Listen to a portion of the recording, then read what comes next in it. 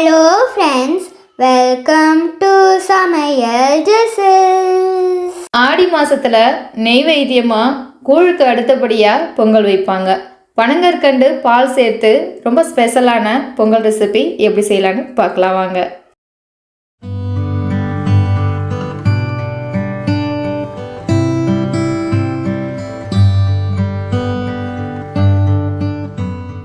பலவிதமான இனிப்பு பொங்கல் இருக்குது. சக்கரை பொங்கல், கருப்பட்டி பொங்கல், கற்கண்டு பொங்கல், பனங்கற்கண்டு பொங்கல். நான் ஏதாவது சொல்லாமல் விட்டுருந்தேன்னா கமெண்ட்டில் சொல்லுங்கள். இன்றைக்கி நம்ம பனங்கற்கண்டு பொங்கல் தான் செய்ய போகிறோம். 1 கப்பு பச்சரிசிக்கு 2 டேபிள் ஸ்பூன் அளவுக்கு பயத்தம்பருப்பை பொன்னிறமாக வறுத்து எடுத்து வச்சுக்கோங்க. அரிசியையும் பருப்பையும் க்ளீன் பண்ணிவிட்டு குக்கரில் சேர்த்துக்கோங்க. 1 கப்பளவு அரிசிக்கு 4 கப்பளவு தண்ணி சேர்க்கணும். அதில் சரிபாதியாக நம்ம பால் சேர்த்துக்க போகிறோம். 2 கப்பளவு தண்ணி, 2 கப்பளவு பால் சேர்த்து குக்கரை மூடி ஒரு 5லேருந்து 6 விசில் வர வேக விட்டு எடுத்து வச்சுக்கோங்க. பால் மட்டுமே சேர்த்து பொங்கல் வச்சோன்னா அடிப்பிடிக்கிறதுக்கு வாய்ப்பு இருக்குது. அதனால் பாதி அளவு தண்ணியும் சேர்த்துக்கோங்க. 1 கப்பு அரிசிக்கு 2 கப்பளவு பனங்கற்கண்டு சேர்த்துக்கோங்க. அப்படியும் சேர்த்துக்கலாம், மிக்சியில் பொடி பண்ணிட்டும் சேர்த்துக்கலாம். 2 கப்பளவு தண்ணியை சேர்த்து ஒரு கொதி வர வர வெயிட் பண்ணுங்க. இந்த மாதிரி கொதிக்க ஆரம்பித்ததும் நகர்த்தி வச்சுருங்க.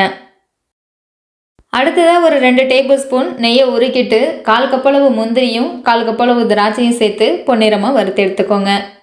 வழக்கமாக பொங்கலுக்கு சர்க்கரை, நெய், முந்திரி, திராட்சை அதெல்லாம் சேர்த்து செய்வோம். இந்த பொங்கலுக்கு கொஞ்சம் ஸ்பெஷல் இன்க்ரீடியண்ட்டும் சேர்த்துருக்கோம். என்னென்னு தெரிஞ்சுக்க வீடியோவை எண்டு வர பாருங்கள். குக்கர்லேருந்து ப்ரெஷர் இறங்கினதும் நம்ம வறுத்து வச்சுருந்த முந்திரி, திராட்சையை சேர்த்து மசிச்சது மாதிரி கலந்து விடுங்க. அடுத்ததாக பனங்கற்கண்டை கொஞ்சம் கொஞ்சமாக சேர்த்து கலந்து விடுங்க. பனங்கற்கண்டு சேர்த்து நல்லா கலந்து விட்டுருங்க. ஃப்ரெஷ்ஷாக நுணுக்குன ஏலக்காய் தூள் 1 டீஸ்பூன் சேர்த்துக்கோங்க. எப்போவுமே சர்க்கரை பொங்கலுக்கு ஒரு பிஞ்சு உப்பு சேர்த்துக்கங்க. அப்போ தான் சர்க்கரையை எடுத்து கொடுக்கும். அடுத்ததாக 2 கிராம்பு சேர்த்துக்கங்க.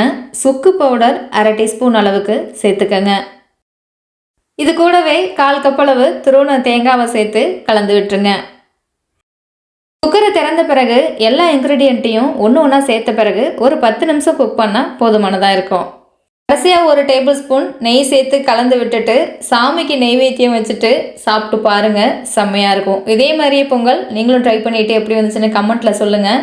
வீடியோ பிடிச்சிருந்தா வீடியோக்கு ஒரு லைக் பண்ணுங்கள். வீடியோவை ஃப்ரெண்ட்ஸ் அண்ட் ஃபேமிலிக்கு ஷேர் பண்ணுங்கள். ஹெல்த்தி அண்ட் சிம்பிள் ரெசிபிக்கு சப்ஸ்கிரைப் சமையல் டிஷ்ஷஸ்.